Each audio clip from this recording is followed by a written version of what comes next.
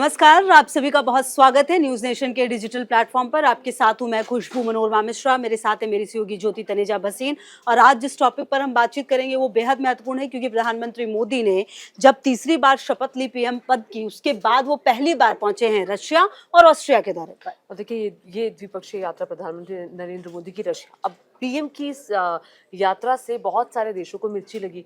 मिर्ची क्यों लगी, इसी पर ही हम बात करने वाले हैं। किसको मिर्ची लगी? यूएस को मिर्ची लगी, वेस्टर्न कंट्रीज को मिर्ची लगी और उसके साथ चाइना को भी मिर्ची लगी। बिल्कुल। और देखिए ये मिर्ची क्यों लगी है, बात उसी पर होगी। तो अगर आप कौटिल्य की एक बात, चाणक्य जो कहते हैं कि दोस्त का दोस्त जो होता है वो दुश्मन वाली, ये वाली कहानी है। अगर दो मजबूत देश है, मान लीजिए अमेरिका और रूस, एक दूसरे को बहुत ही ज्यादा मजबूत समझते हैं और हमें भी पता है, तो ऐसे में रूस के करीब कोई आए, भारत सबसे बड़ा लोकतंत्र, वो करीब आए तो कहीं ना कहीं मुश्किलें अमेरिका को अपने लिए भी खड़ी होती हुई नजर आती है। और शायद यही वजह है कि अमेरिका जो है वो खुल के एक्सप्रेस कर पा रहा है कि वो बहुत ज्यादा पसंद नहीं कर रहा है इस दोस्ती को।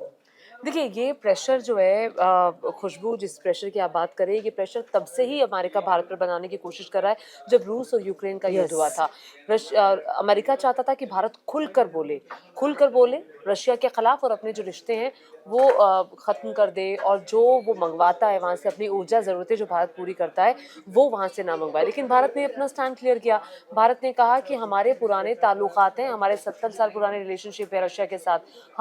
हमारा उस वक्त पे रशिया ने साथ दिया जब कोई हमारे साथ खड़ा नहीं था, और हम जो व्यापारिक रिश्ते हैं वो बनाकर रखेंगे। हम युद्ध के पक्षधर नहीं हैं, हम युद्ध के खिलाफ हैं, हम शांति का समर्थन करते हैं, लेकिन हमारा ये रिलेशनशिप किसी के दबाव के अंदर नहीं आ सकता। भारत की जो विदेश नीति है, भारत उस पर कायम रहा। लेकिन अब प्रधानमंत्री नरेंद्र मोदी का रशिया जाना और वहाँ उनके रशिया जाने से यूएस को जो मिर्ची लगना, ये स्वाभाविक है। स्वाभाविक इस लिहाज से क्योंकि यूएस किस तरह से जेलेंस्की का यूक्रेन का साथ दे रहा है इस युद्ध में, ये किसी से छिपा नहीं है। नाटो जैसे साथ दे रहा है। बिल्कुल। और देखिए ऐसे में इसी क्रम में अगर आप आगे बढ़ते हुए बात करें, जैसा कि जिक्र हम यूक्रेन का कर रहे हैं, देखिए अभी के वक्त में रूस के का जो सबसे बड़ा दुश्मन है वो यूक्रेन ही है, क्योंकि लड़ाई चल रही है, नाटो देश जो है वो साथ हैं। तो ऐसे में अब जो यूक्रेन के राष्ट्रपति हैं व्लादिमीर जेलेंस्की, उन्होंने प्रतिक्रिया दी और उन्होंने इनफैक्ट लिखा एक्स पर पोस्ट करके कि दुनिया के सबसे बड़े लोकतंत्र के नेता मॉस्को में दुनिया के सबसे खूनी अपराधी को गले लगाते देखा, बहुत निराशा हुई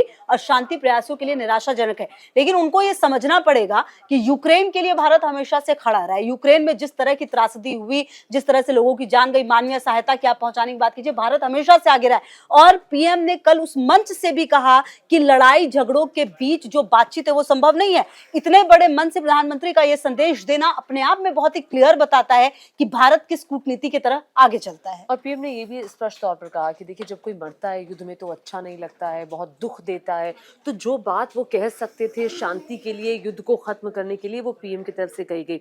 अब देखिए एक बात और पुतिन की तरफ से कही गई, वो ये कि बहुत सारे लोग जो हैं वो हमारी मुलाकात को, यानी कि पीएम मोदी और राष्ट्रपति पुतिन की मुलाकात को ईर्ष्या की नज़र से देख रहे हैं। उन्होंने इस शब्द का भी इस्तेमाल किया कि बहुत कई लोग ईर्ष्यालु हो गए हैं हमारी इस दोस्ती को लेकर के। उधर चीन की तरफ से भी एक बयान आया। चीन ने कहा कि देखिए वेस्टर्न कंट्रीज जो हैं वो चिढ़ रही हैं, हम नहीं चिढ़ रहे हैं, हमारा तो अच्छा है कि वो दोस्ती मजबूत हो रही है। लेकिन एक्चुअली चर्चा इस बात पर भी खुशबू होने लगी है कि रशिया का अच्छा दोस्त कौन, चीन या भारत?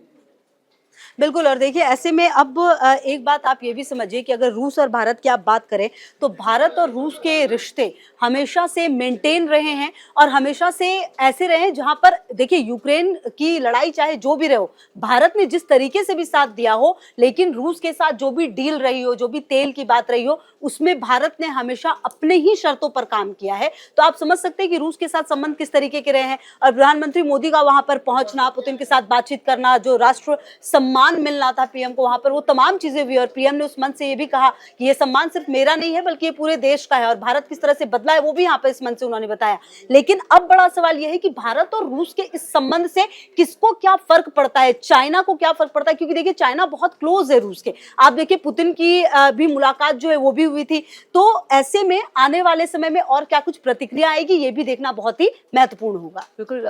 ग्लोबल टाइम्स, जो कि चाइना का एक सरकारी माउथपीस है जिसे हम अखबार कहते हैं, उसने भी इस पर आर्टिकल छापा है और कहा है कि देखिए मिर्ची लगी है वेस्टर्न कंट्रीज़ को, अमेरिका को, और रशिया जो है, हालांकि वो इस पर भी नज़र रख रहा था कि प्रधानमंत्री नरेंद्र मोदी और पुतिन के रिश्ते कैसे हैं, कहीं बहुत ज़्यादा पागड़ और मित्रतापूर्ण रिलेशनशिप रहेगा तो हमारे रिलेशनशिप में आगे जो है वो उस पे असर पड़ेगा। तो यहाँ पर चीन की तो नज़र थी ही, वेस्टर्न कंट्रीज़ की इस लिहाज से नज़र थी क्योंकि जब ये सारी वेस्टर्न कंट्रीज़ यूक्रेन का साथ दे रही है युद्ध में, उसको रक्षा क्षेत्र की ज़रूरतें उनकी पूरी कर रही हैं, उनको हथियार मुहैया करा रही है, जो सामग्री यूक्रेन को चाहिए वो मुहैया करा रही है। ऐसे में एक देश रूस जाता है, एक बड़े लोकतंत्र का एक बड़ा नेता जो विश्व में जिसकी धाक है, वो नेता रशिया जाता है, हाथ मिलाता है, अपनी बात करता है, जो द्विपक्षीय वार्ता है, जो के दोनों देशों के मुद्दे हैं उस पर बात करता है और वहाँ जाकर कहकर आता है पुतिन को कि भाई देखिए हम शांति के पक्षधर है, युद्ध अच्छी बात नहीं है, वो कहकर आता है। लेकिन इतना प्रभाव भारत का बढ़ता देख ये भी पश्चिमी देशों को अच्छा नहीं लग रहा है और अमेरिका जो लगातार दबाव बनाता रहा भारत पर, यही 2 साल से ही जब से ये युद्ध शुरू हुआ था तभी से वो दबाव बना रहा था, उसको भी अच्छा नहीं लग रहा है कि आखिर भारत जो है वो अब दबाव में आने वाला नहीं है, ये नए दौर का भारत है। जब हम पश्चिमी देशों का जिक्र करते हैं कि पश्चिमी देश कौन कौन से, इस बात को भी समझना चाहिए।